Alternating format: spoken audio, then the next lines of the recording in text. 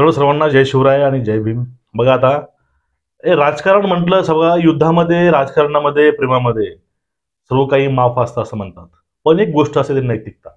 नैतिकता सोडून जर आपण वागत असू तर आपण जनतेच्या डोळ्यामधून उतरतो. आता हाच प्रकार नेमका घडलेला आहे. हा काय आता घडला नाही, हे आपल्या भारतातील म्हणा किंवा महाराष्ट्रातील म्हणा राजकारणाला लागलेली एक कीड आहे. असंच बाळासाहेब ठाकरे यांनी आपल्या पुतण्याला वरती आणलं होतं, राज ठाकरेला.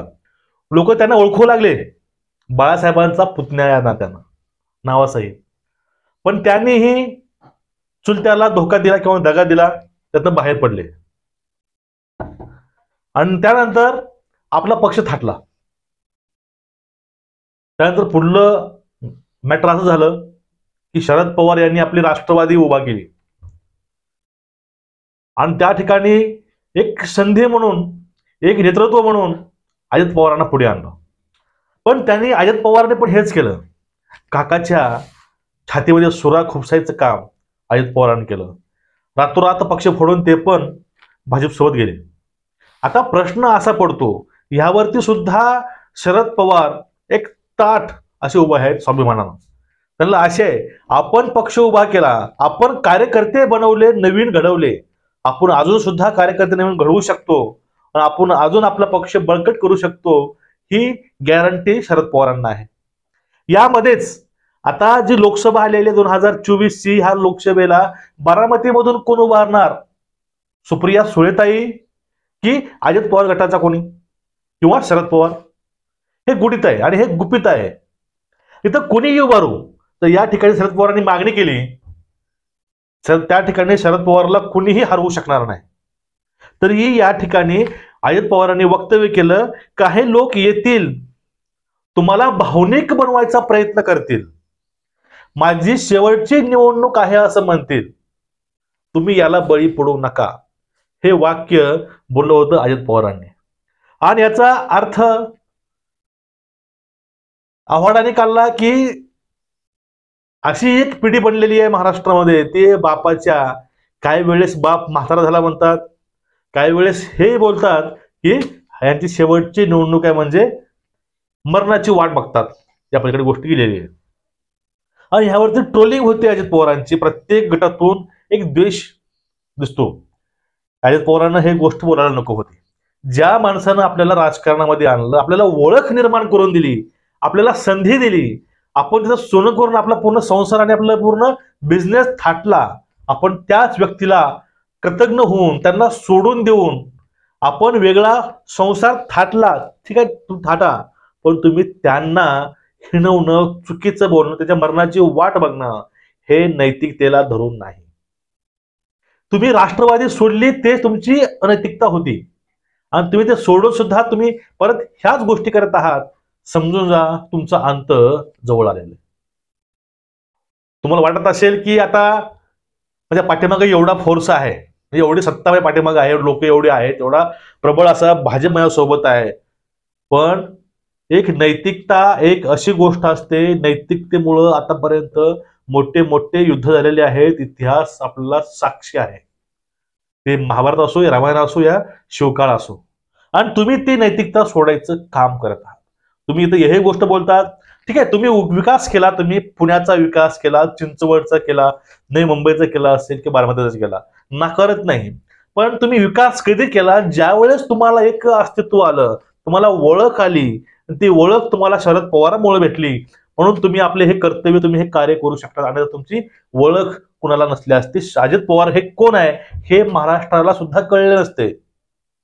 ह्या तुमच्या यशामागं, तुमच्या कर्तृत्वामागं कुठंतरी एक गंभीर अशी व्यक्ती तुमच्या पाठीमागं होती, ती व्यक्ती म्हणजे शरद पवार.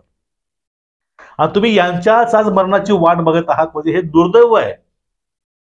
हे एवढं मोठं दुर्दैव आपल्याला आज पाहायला मिळतं की याचा परिणाम लोकसभेमध्ये तुम्हाला कळेलच, किंवा त्या पलीकड विधानसभा आहे तर तुम्हाला ह्या गोष्टी पूर्णपणे समजून येतील.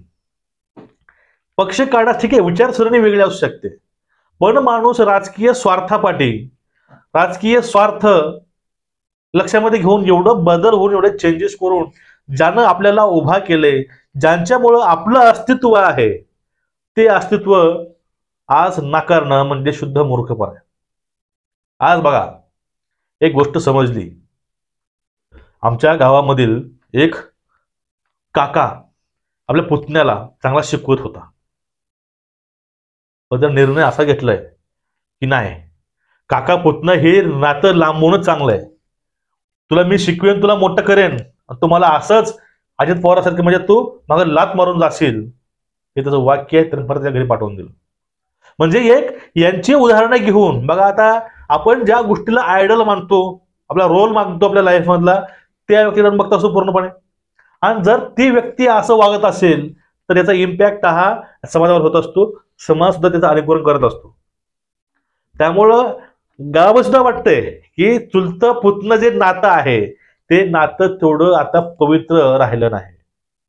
ह्या दोन घराण्यामुळं आणि ह्या दोन लोकांमुळं जे चुलत्याचं पुतण्याचं नातं आहे, ते नातामधली विश्वासार्हता जे असते ते पूर्णपणे निघून गेलेली आहे. आपलं कोण आहे, लोकांचं कोण आहे हेच कळत नाही. आपलं येडं असलं सांभाळल्याला चांगलं, नसलं दत्त घेतलेलं चांगलं. पण हे पुतण्यामुळं आपल्या महाराष्ट्रामधील दोन घरं पूर्णपणे उद्ध्वस्त झालेली आहेत. उदाहरण आपल्या समोर आहेत. प्रत्येक गोष्टीला राजकारण हे पर्याय नसतो. राजकारणाला वेगळं व्हावं, आलिप्त होणं हाही पर्याय नसतो.